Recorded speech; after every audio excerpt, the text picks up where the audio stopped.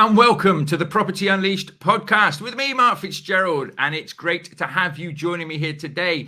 Today, I am excited, delighted, and all of those things put together because I have the great Mick Southworth with me. Now, Mick has just signed 2 rent-to-rent deals, starting from basically from scratch when it comes to rent-to-rent. So it's always great to get people on as we can follow in their footsteps and see their journey. So it's great to see you today, Mick. Welcome to the show. Thank you very much, Mark. It's great to be here. Marvelous. Well, it's absolutely always a pleasure because not everybody always wants to come on and do an interview or a podcast and talk about their journey, which always seems a bit of a shame. But, you know, I've asked you and you've been delighted to come on, which is always good. And you've been a good active member as well in our community. And of course, following you and being able to share in your wins is always a delight. But for the listeners at home, can you tell us a bit about you, please? Yeah, no problem. So I'm married, got 2 kids, both at high school now. So not too reliant on me apart from when they want some money, which is inevitable.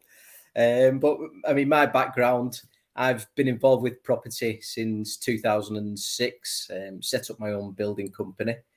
Did that for about 10 years.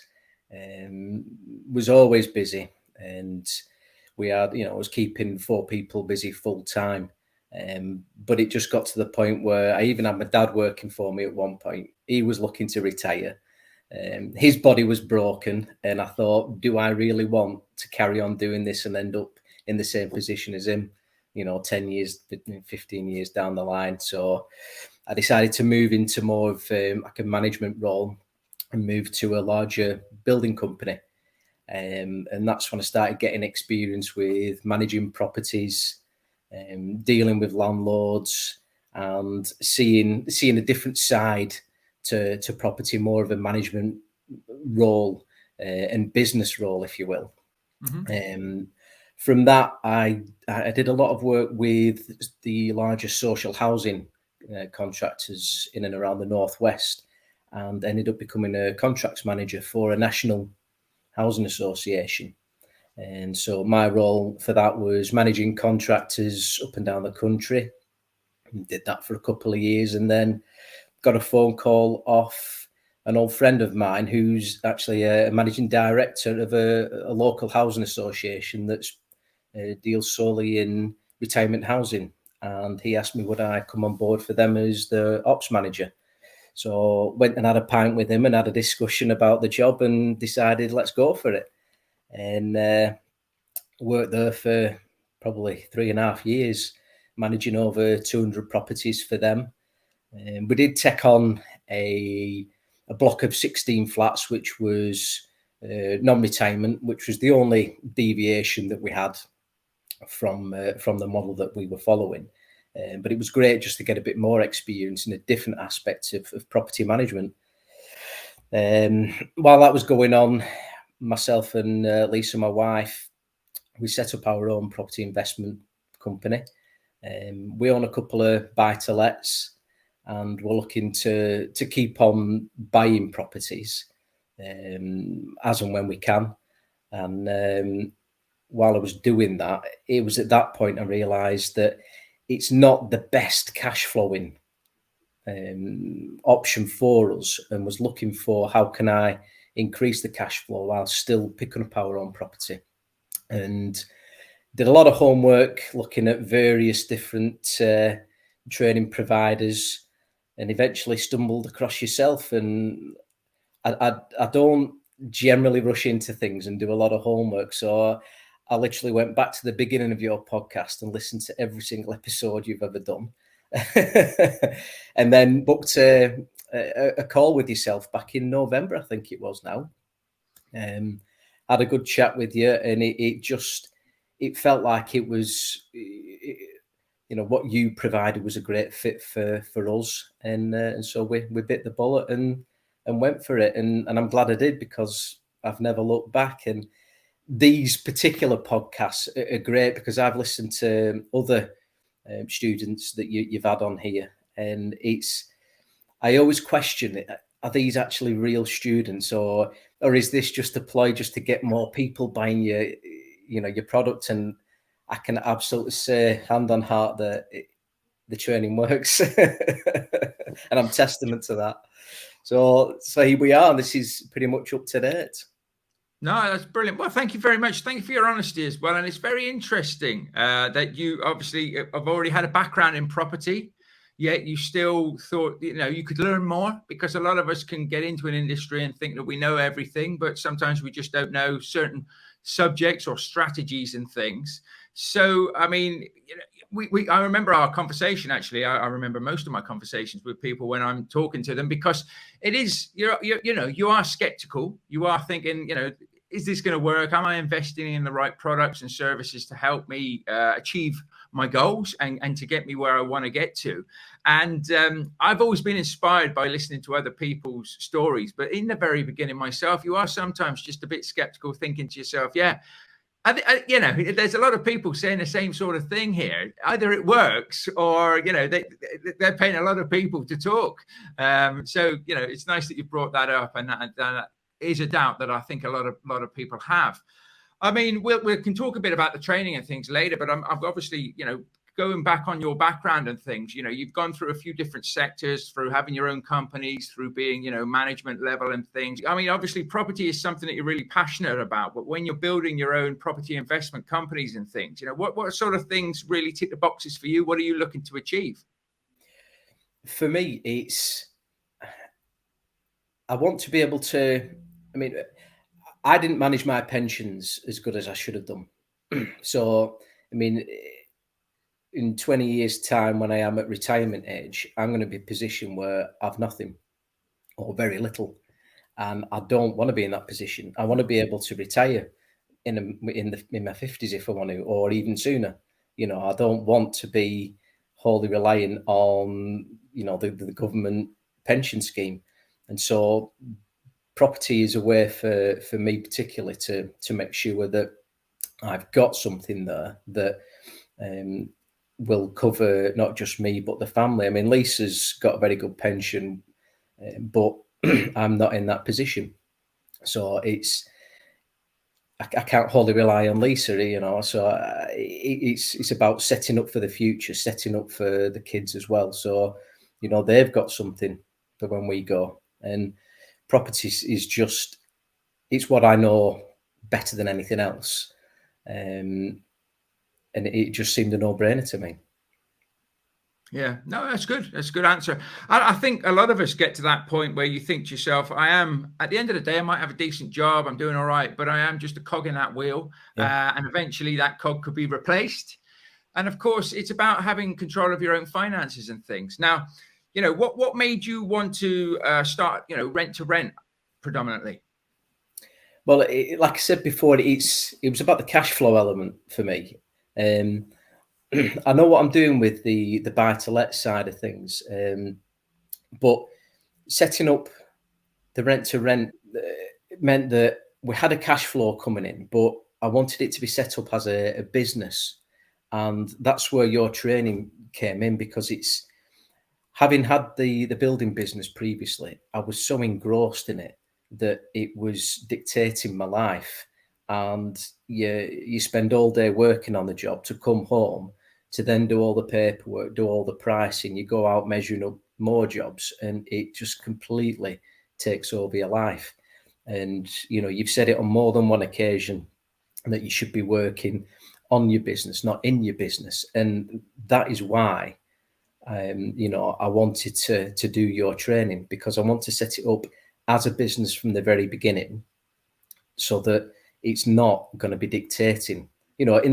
In the early days when you're first setting up, you need to be involved with everything. You need to understand the processes. And otherwise, how are you going to be able to tell anybody else how it should be done and how you want it to be done? I do get that, but it's knowing that there is an end goal there, and you can get the basics in place now, so that when it does come to the point where you can take a bit more of a back seat, then you've got all your ducks in a row. So it's a straightforward transition from, right, I know what I'm doing, there you go, you look after that for me, and jobs are good. Jobs are good, and jobs are good. And I remember you've been very active in the group. It's always great to see. Also, you followed the training modules. It's sort of the blueprint that we have there in the Rent to Rent Business Builder. You followed those. You were a follow-up master. At different points. I remember, was it about 18 times you followed up with a landlord to actually get a viewing? Yeah, and he's going to get another email this week as well. Nice. Did you get a viewing in the end? Did you go and have a look? He came up from Norwich. It's where the landlord lives, and I'm based in Preston, in Lancashire. So he was coming up because he had a couple of properties, the HMOs that he was looking to sell, but he wanted to keep this particular one. So I've met him there. We've gone through, what our offering is, and he was very keen. But we didn't end up signing the deal because he was looking to sell 2 of the 3 properties that he had in the area. And they were all with the same estate agent. And what he was scared of was if he pulls the management from the estate agent, then are they going to take a back seat in terms of selling the properties for him? And that put him off. So He said he is interested, but until the properties go, he doesn't want to jeopardize the sales, which I completely understand, which is why I said I'm going to do that follow-up email, because I just want to get back in touch with him. I'm going to rerun the numbers, make sure, if I can get a bit more of an offering for him, then I will do. And I'll send that over to him and see if I can make something happen from that point.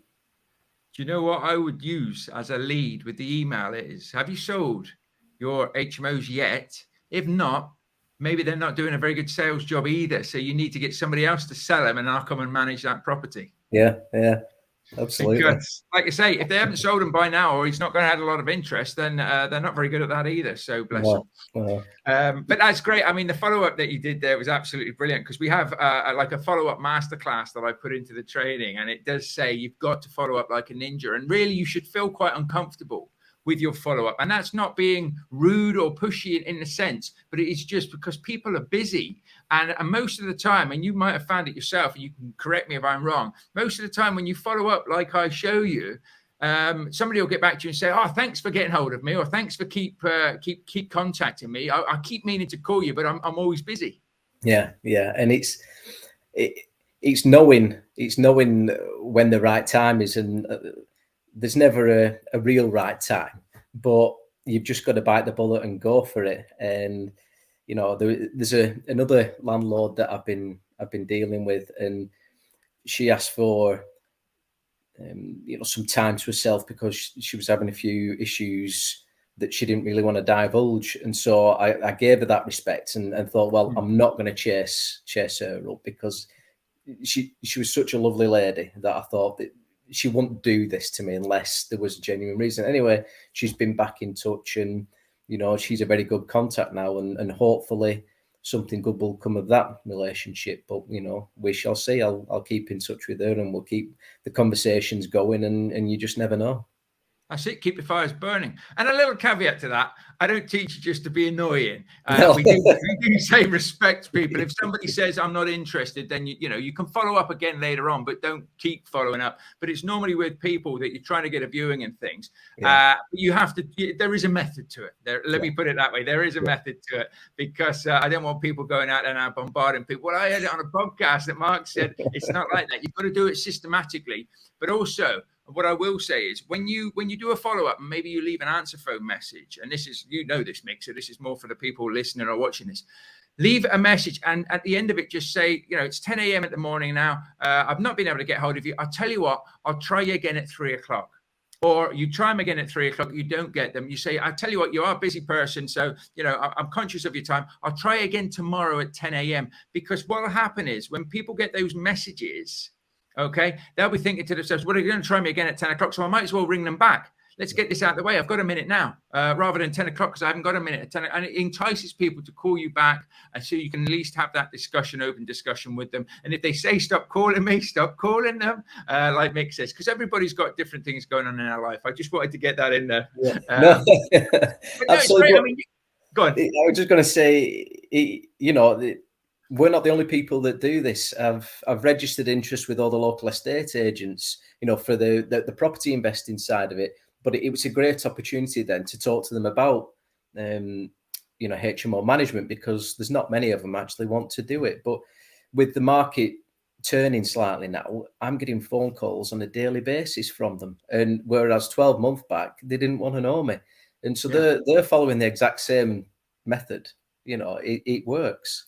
It does work. And the market, I keep saying it, the market's red hot at the moment for people needing our services, needing our help and support. As long as we know what we're doing and we can go in there and we can make it a win-win for everybody, we can do good deals. And that's one of the things that obviously I always like to make sure you guys are doing as well, is making good deals. And I always say, if you want to share your numbers with me. And I think you have shared the numbers on a few deals that potentially you didn't get over the line. But by sharing your numbers with me giving you the feedback, that gives you the confidence that when you actually get other deals, you know how to stack those deals up, don't you? Exactly. Yeah. Early doors, from the first few landlords that I met, I sent every single deal over to you, just really for peace of mind for me before I went and submitted the offers to the landlords. And, I probably sent 3 or 4 over, I would imagine. And knowing the process, knowing that the figures that I'm putting in are pretty accurate, and if you're comfy with it, then I know I'm in the ballpark. And I can't be wholly reliant on you for every deal that comes to me. But in the early days, it's great to have that comfort blanket, that backup there. And I know, now if I had one that I was unsure of, I'd send it to you and you'd look at it for me. Of course. But I'm pretty confident I know what I'm doing on that front. And they just following the training program as well is great, because I still go back over stuff. I did the training, started back in November last year. I still look at it now. I still just have refreshers, make sure I'm following the correct processes. And it really does work, and it's always there, it's always available, and so is the community. And that's what it's all about, because once you're in, is one of the things I always say. You're not on your own. You can get a deal within a month. You could take you 8 months to get a deal. You know what I mean? It took me 4 months to get my first deal. But by the time I got my first deal, it was a bit different for me because I was on a mentorship program as well on Mastermind. But so I still had that community. But if you looked at the other training providers out there, if you were 4 months in, you were on your own unless you were paying extra. But of course, I like to keep people in there. And it's all about making sure that you are doing good deals. So let's move on and talk about your deals, because your first 2 rent-to-rent deals are both 6-bed HMOs, aren't they? So you've got 12 rooms from the word go. You're also doing this alongside a full-time job, because a lot of people say to me, how much time do I need to spend on this? Can I do it alongside a full-time job? Obviously, you've got children, you've got a wife, you've got a family as well, which I think is always good to just highlight and reiterate, because you can do this, but you've just got to be very controlled in the time that you put in. You've got to make sure that you're doing the right actions and you're consistent and persistent with it. So are you happy to share a bit about your deals? Yeah, no problem. So, this all came from a contact that I made through the local letting agents. Now, I know the letting agents quite well because I've worked with them with my own properties, and they are a fantastic company. They really are a brilliant company. I can't rate them highly enough, but they have absolutely no interest in HMO management. And so I've built up a pretty good relationship with them now, and asked them just to pass on any contacts that may get in touch with them regarding HMO management, and they did. And so I started the conversations back in March for these 2 deals, and just, although it's taken longer than I wanted to get it over the line, we've got there. And again, like you say, you just got to be consistent and persistent. Have those regular conversations, just check in with them, how you getting on. They were going through the purchase of the properties, so I knew the previous landlords who owned the properties. I know they look after the properties, so it was always going to be a couple of decent properties that we were getting. And it was just a case of waiting for the sale to go through. And thankfully it did a couple of weeks back now. 11 of the 12 rooms are let. So the 12th one will be getting advertised today. We just finished getting that tidied up. So we'll get that one on the market. So hopefully we'll have a full house before long. Brilliant. Absolutely amazing. I mean, that's one of the things that we go through in the training is how to speak to agents to make it, a win-win. And it is trying to get hold of agents, build up that rapport. It can take a bit of time. I do say to people, don't expect to make a couple of phone calls or go and see a couple of agents and then want to work with you straight away. If they do, great. But most of the time, if they say they do straight away, they're not really bothered. They're just trying to get you out the door.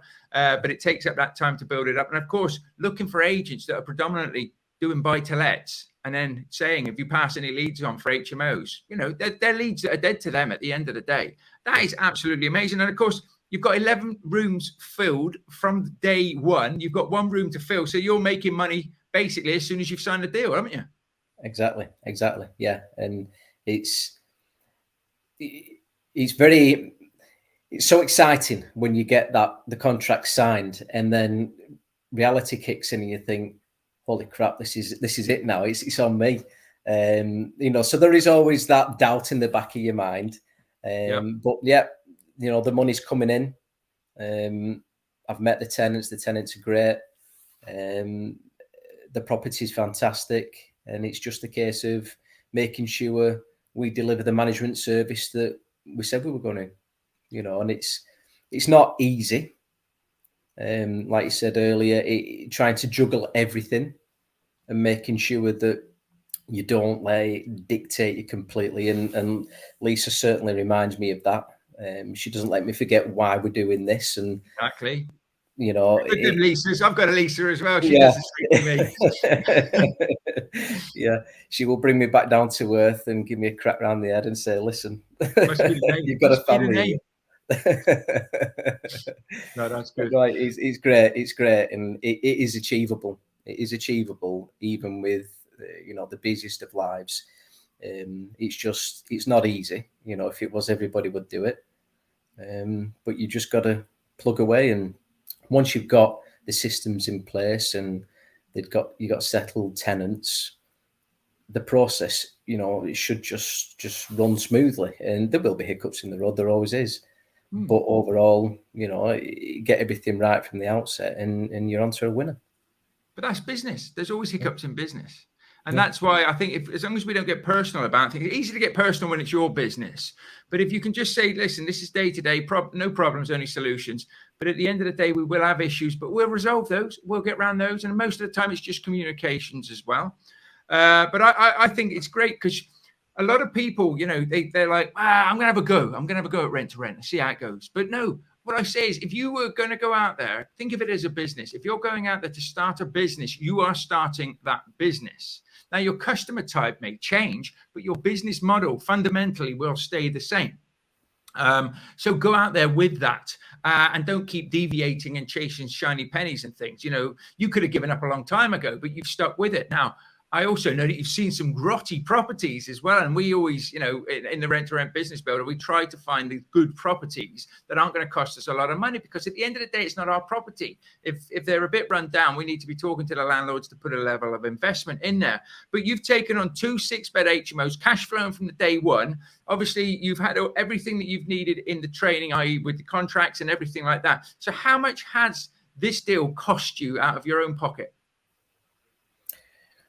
How much does it cost me to send my letters out to landlords? Exactly. I would say I've spent to date. Well, when I set up my company, I put I think $5,000 in to set up the rent to rent, and I've probably got 4,000 and something in there now. And so it's in effect so far it's cost me about £800. And that's from November to now. Yeah. So that's increasing. My bank account pinged this morning. There's more money coming from a tenant, and that's such a good feeling. It really is. I dropped my car off for a service this morning, so that pinging is like, oh, well, that's the service covered. Well, that's it, and it's nice to see when that money starts coming in and that bank account starts going back up after you've been doing the marketing and things. And I mean, that's what you're talking about fundamentally is your marketing over the last, 8 months or whatever, building that up. But the actual deal itself. So if you said it's cost you, what it's cost you, the investment for the training, which has got you where you've got to, you've done your marketing as well. But the deal itself now with the training and everything, put all that to one side. I know you've had to do a little bit of tidying up or whatever, touching up in a room that you're looking to rent, which we all have to do anyway. But a lot of people say to me, I'm saving up 10 grand. I'm saving up 10 grand so that I can start a rent-to-rent business. And it's just like, I wouldn't. I'd start now and then try and save that money at the same time and put it into your business. But you don't necessarily need that, do you? So my first deal, after contracts and everything, cost me about £250-300, and that was just for a bit of room dressing and things. And a lot of people, because I say it all the time, a lot of people are like, I can't find properties like that. What have you actually had to spend on the property or two properties that you've just taken on? It's less than £200. Bloody hell, you've done better than me. It genuinely is less. That shows that I've shown you well. But it just shows they are out there. But yeah, it will be less than £200, and because it literally is duvet sets, a bit of dressing, and that's pretty much all. It's a couple of keys cut. Keys. That's it. Yeah, you want to buy shares in. If I always go to the local Timpsons, because if you get in there and start chatting to them, they normally give you discounts because you're there quite a bit. Getting all these keys cut with different properties and things. But no, that's it. And that's what I wanted to say, really, Mick, is a lot of people listen to this and they think, oh, no, you need thousands and thousands of pounds, or they're taught to look for properties that they're going to convert themselves into HMOs, which was what people were doing about 5 to 10 years ago, or they're looking for old rundown properties that you take on, you spend a few £1,000s. That's not how we do things. We're looking to work with investors, aren't we? We're looking to find properties that are in a good nick, that basically we can start cash flowing from day one, but we will maintain them to the highest standard. And I say, I have to take my hat off to you that, it's great. So realistically, your target to replace your wage, to give you more time freedom, get the missus out of the job first. What's the sort of first steps that you're looking for? Yeah. First instance is get the HMOs. I would like to pick up a couple more this year, so I would keep pushing on that front, and then next year same again, just keep pushing on it. Eventually, yes, I would like to do this full time. Absolutely. There's no mad panic. I'm not going to just jump in for the sake of it. But if we could be in a position 2 or 3 years from now where we could, take this up full time, then happy days. If it happens sooner, then so be it. But I'm not gonna break my back. I'm just gonna keep doing what I'm doing, and it's working.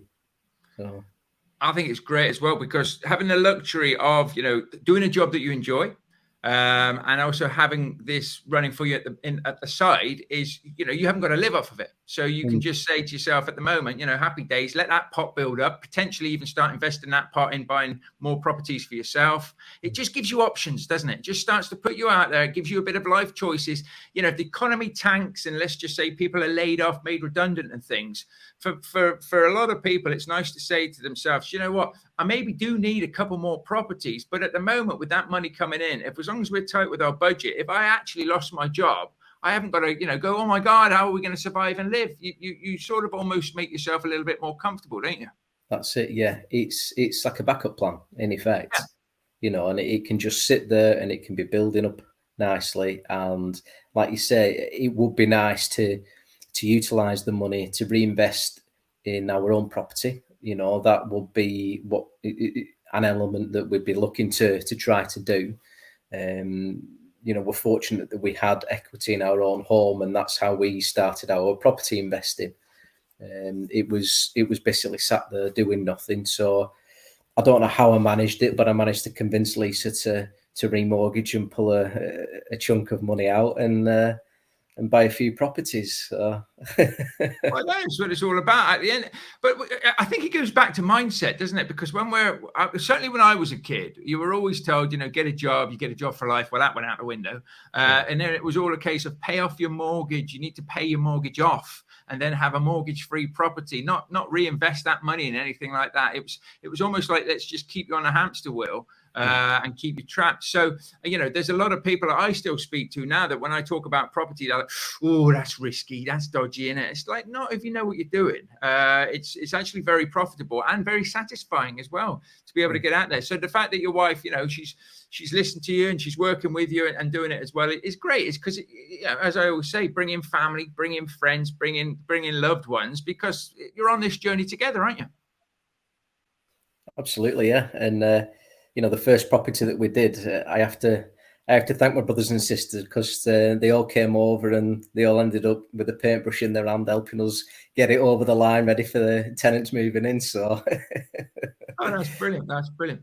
So, just going back to the agency, then, where you got the deals from, are they going to continue? Obviously, you've done the deal. They'll start to see or hear about, how things are going well and things like that. Have you got any other sort of deals in the pipeline with them, or you just got like a referral-y thing going on? No, I actually met with one of the directors 2 weeks back now, and he was asking me about, how's it going. So I said, we're hopefully getting these 2 deals over the line, and he said, well, I've got potentially some more coming up. I've got some overseas investors that have a couple of HMOs. They're not happy with the current setup, and so that's another follow up on my to do list.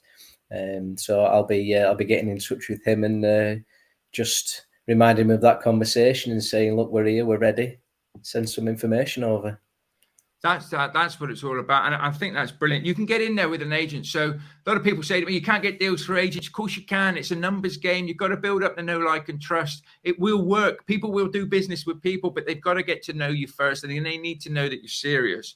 But you only have to get in with one agent. One agent can absolutely change your world when it comes to doing rent to rent and things. So the fact that you're doing that, you can follow up with those. Of course, you can still send your marketing out there and crack on and get a good handful of properties. I think you probably will by the end of the year. They're written like buses. It can take a while to get that first one over the line, but once you do, you can move forward. And I like I say, it's inspiring to hear. It's nice to hear people doing it different ways, because a lot of people go direct to vendor. You've sort of gone through agents and then been patient while the property's gone through. Of course, you could have probably had this deal beforehand, but you've been waiting for the sale to go through as well. Just following up with people, building up that know, like, and trust. And of course, the deal's then signed, sealed, and over the line, and you're up and running, which is superb. So if we just go back a little bit through, obviously, the training and things, I like to ask people, when you're doing the training and 8 months to get your first deal signed, I know you've been very active. You've been out there talking to a lot of people, on the coaching calls and things, you're always there. It seemed like you were talking to somebody different or following up with somebody nearly every week, every other month. That's for sure. You were out there doing things, and it was slow. There was some slow times as well. But did you get the seed of doubt in your head that, oh no, this just isn't going to happen? 100%. And you do question, what am I doing wrong? What am I, Yeah. I always listen to your podcast, Mark, and you've had Danny on and you've had Chris on that have done great. They've got deals over the line and they're smashing it. And I think, well, I'm not doing anything different. Why am I not getting this? And they are, and there is a bit of envy there, but at the same time, you're so chuffed for them because they've clearly put the effort in, and like you say, you've just got to be consistent and persistent, and that's all I was, and will continue to be. And from starting the training back in November, I have to say I've sent the landlord letters out on between 4 and 6 weeks, on a regular basis. Continue to do them, and every single time I've sent a batch of letters out, I've had a response, and I've had meetings with landlords off the back of them. And that experience early doors was great, because you soon get a feel for the landlords, the good ones, the bad ones, the ones that are just greedy. And the conversation's going nowhere, but out of politeness, you'll go and you'll take your photos and you'll go through the process, but there's no way you're going to achieve a deal with them. But it's such good experience that you have to do it. And you're going to see a lot of bad properties, but I've also seen some amazing ones, and they're the great ones to see, because even if you don't get a deal out of it, what you can potentially achieve from your properties. If you can get it to a standard similar to what they look like, then you're onto a winner without a doubt. Yeah, definitely. And of course, it's great to look and see what the market's doing and things. And if you do see a lot of grotty properties, but then you start to see some good ones, it also does give you that confidence that the good ones are out there. I can still come and see these properties. I can still speak to people, and we can still get it done. And of course, Chris, Danny, Francesca as well. You've all been on a good coaching calls, pushing each other on and helping each other and supporting each other. And that's what the community is there for as well. I'm massive on the community. But I mean, obviously you send your letters out. Is that from the templates of the training and then you tweak it to what you want to use?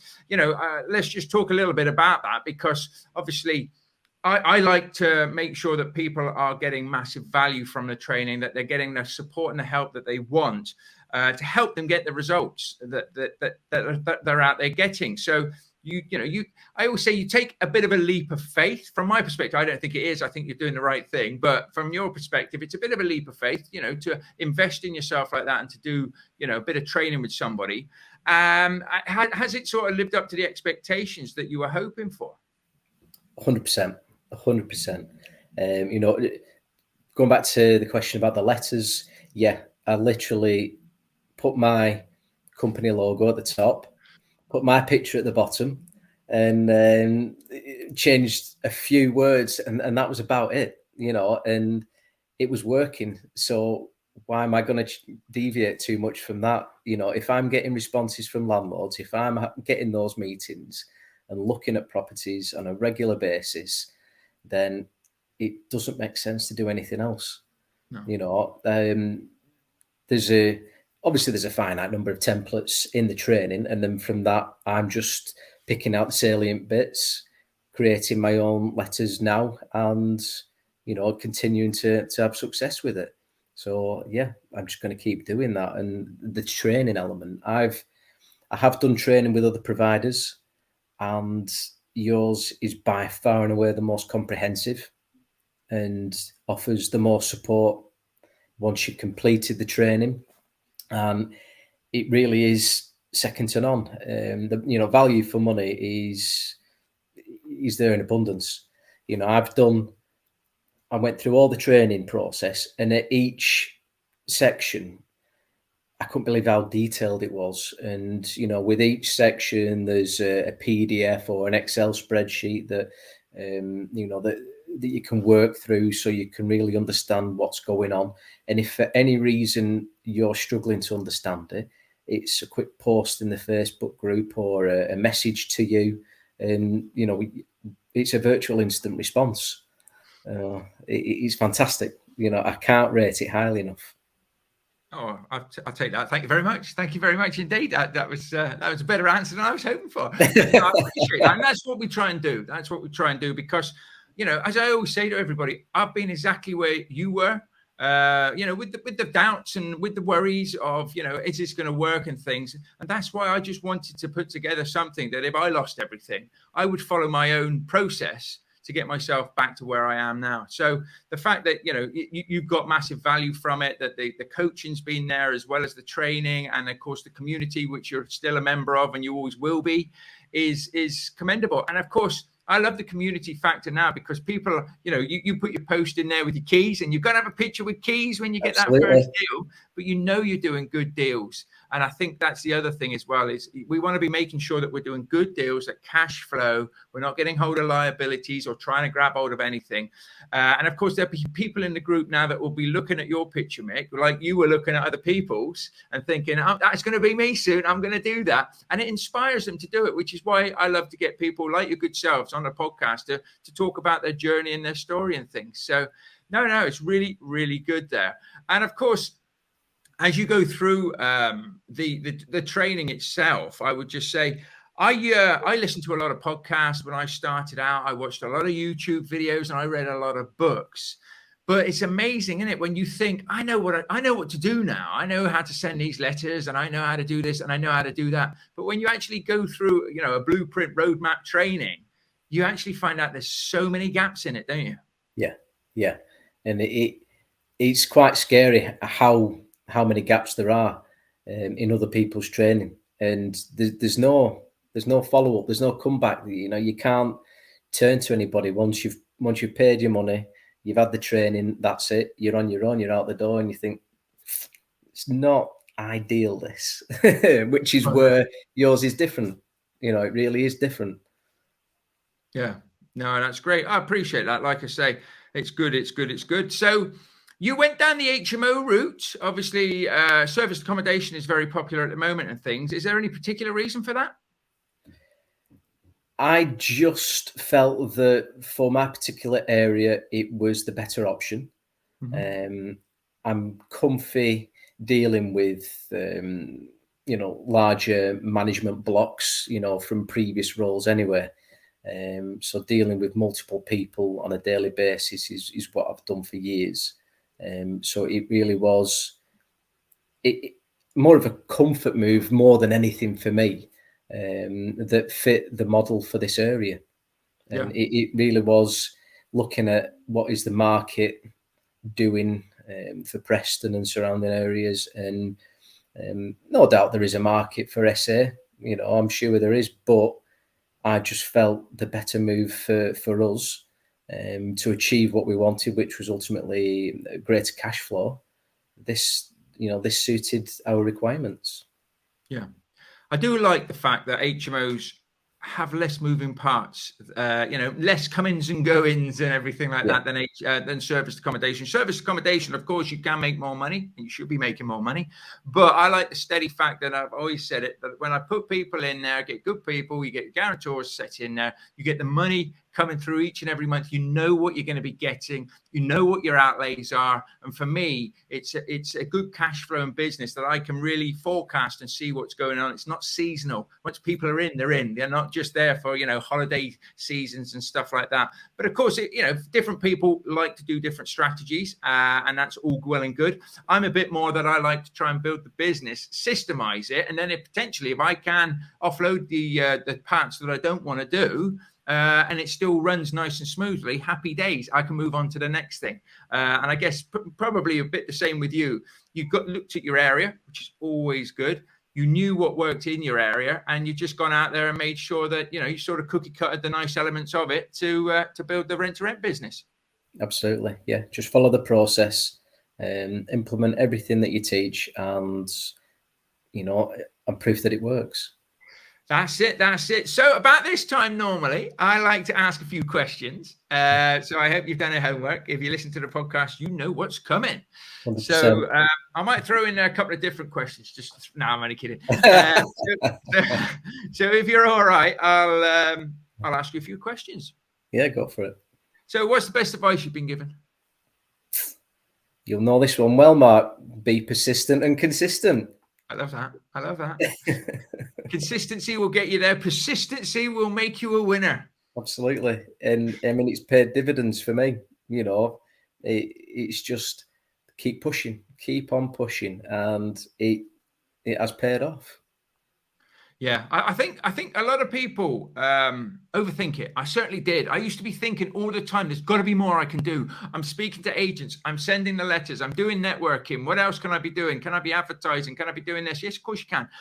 But there comes a point where in the very beginning, it is just about marketing yourself. As long as you're out there talking to people and you're marketing yourself all the time, and that is a matter of just being consistent and persistent in the approach, which is what we go through, very rigorously.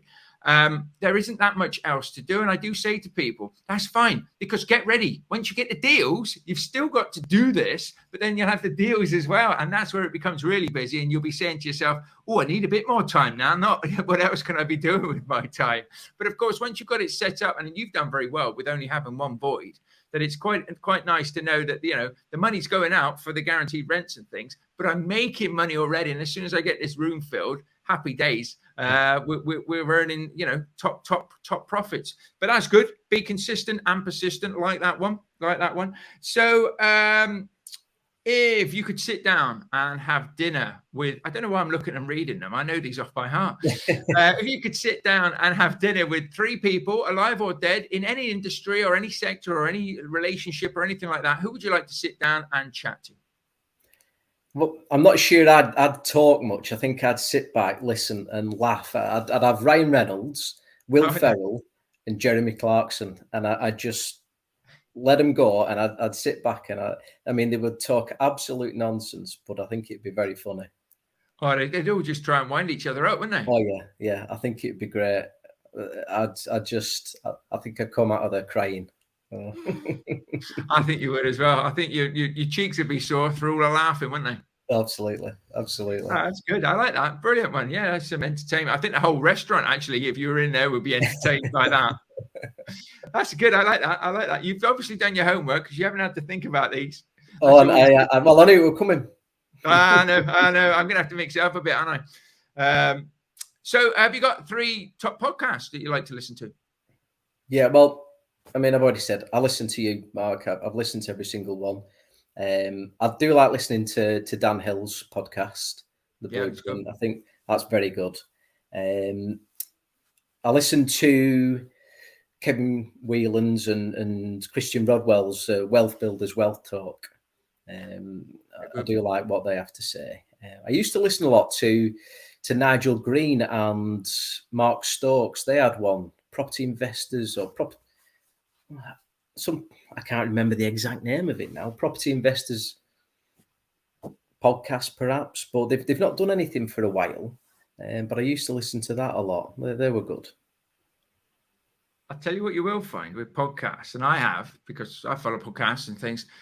Not everybody's as consistent and persistent with their podcast as they should be. They're letting themselves down.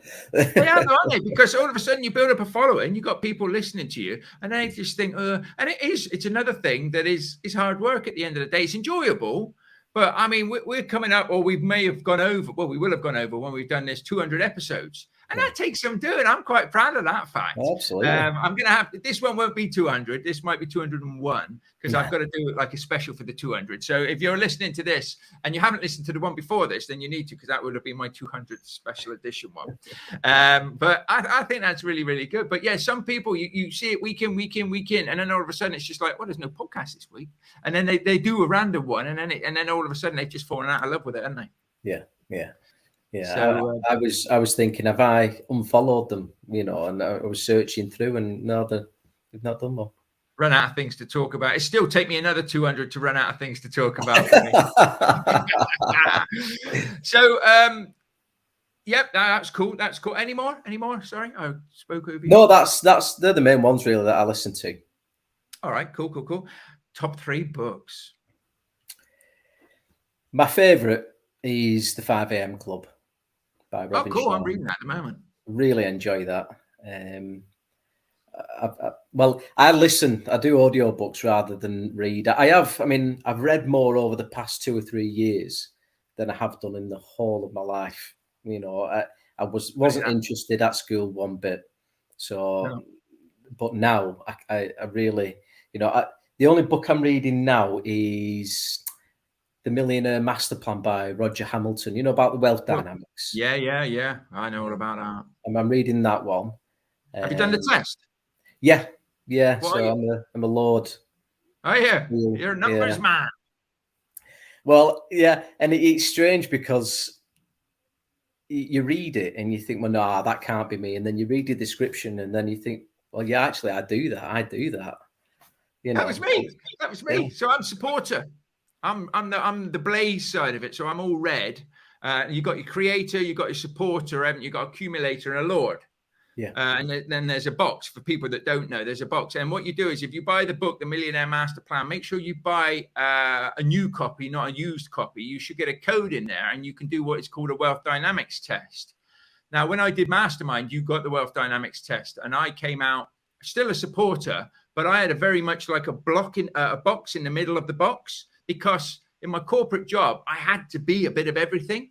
2 years on in my entrepreneurial career, I've done the test again, and I got my wife to do it. My wife's a lord.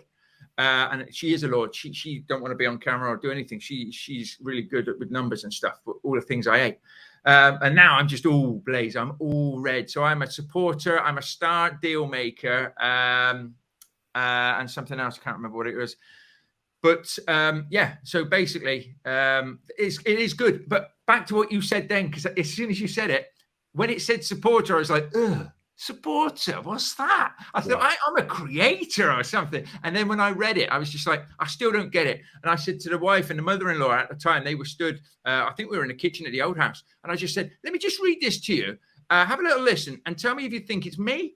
And anyway, I read out the whole paragraph thing, and they just both turned around and said, yeah, that's exactly you. And it's just like, wow, that's crazy, isn't it? Yeah, it's very accurate. It really is.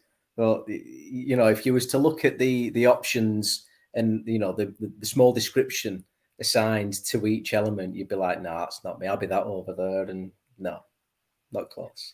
You just got to answer the questions. I read all 3 questions, and the first one my mind said, again, was the one I clicked on. Yeah. Because obviously you can overthink it, and you can start to think, well, no, hold on. In that circumstances, this is what I would ideally be like, but maybe not what you like. Yeah.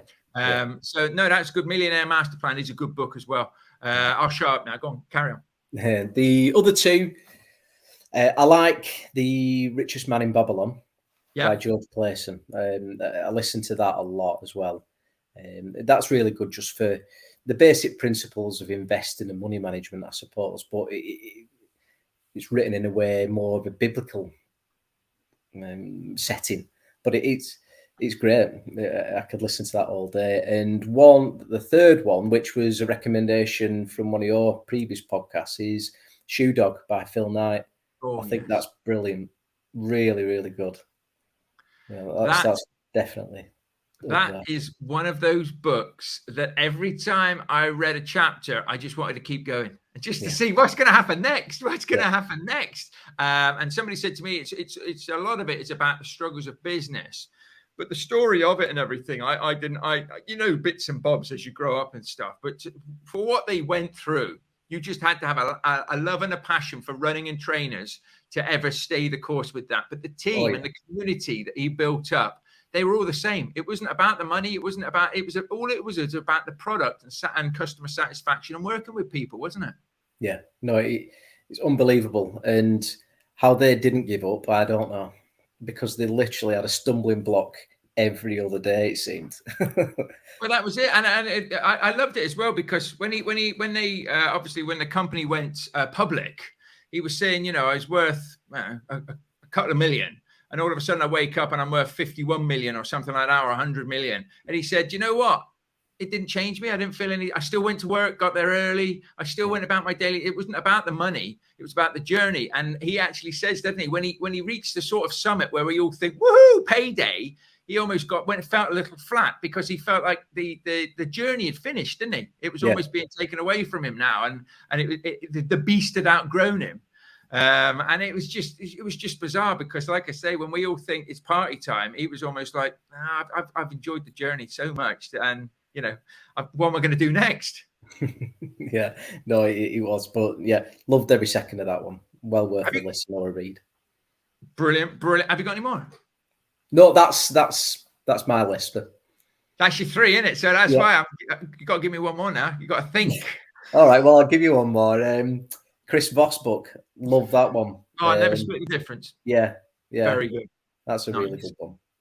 No, that's good. That is excellent. Well, Mick, it has been an absolute pleasure to have you on today. I'm hoping, as I say with all the guests that I like, you will come back on in the future and share what you're up to and doing. And if anybody wants to reach out to you or find out more about what you're doing, what's the best ways to do that? I'm on LinkedIn. I'm on Facebook, Mick Southworth. So you can find me on there. And if anyone's local and wants a game of golf, let me know. Excellent. And do you have any final thoughts or anything like that before we wrap this one up? Just a big thank you to you, Mark. And if anybody is on the fence like I was listening to the podcast, You know, should you go for it? 100% go for it. Brilliant. I appreciate that. Thank you very much. And it's been great to have you a part of the community and to sharing your successes, as that's something that I always enjoy. So as Mick says, if you would like to book or schedule a call with myself or one of the team to find out more about how we can help you, and we do have the Rent to Rent Business Builder Training Program, which predominantly teaches you all about rent to rent and HMOs. We have the Ultimate Service Accommodation Training, which is all about service accommodation. Surprise, surprise. And I do offer, well, I have a couple of places available on my 1-to-1 12-month program as well. We're always interested in working with people, but we don't work with everybody. We do like to talk to you to make sure that it is right for you first. Mick is one of our successful clients. I could call you a student client, whatever you want to be called, but it has been great to follow and watch his success, as it is with our other students. And of course, our other students that are out there at the moment trying to get their first deals, as we help and support them too. What I will say to you is it's great to have you joining me here. If you've enjoyed this, if you've taken any nuggets from this, or even if we've spoken about stuff that you want somebody else, a partner, a friend, or anybody else to hear, then do share the podcast, do share the YouTube episode. Tag me in if you're going to share this on social media, as I am always happy to facilitate and say thank you very much for supporting the channels, as it does mean a lot to us. And of course, make sure you know what it is that you want to achieve. Make sure you've got that vision. Break that vision down into bite-sized chunks and into goals that you can manage on a day-to-day level through your tasks. Get out there, chase it down, and make it happen. Mick's proof that you can do this. I'm proof that you can do this. And I'm telling you now, believe in yourself, because you can do this. You take care, and bye for now.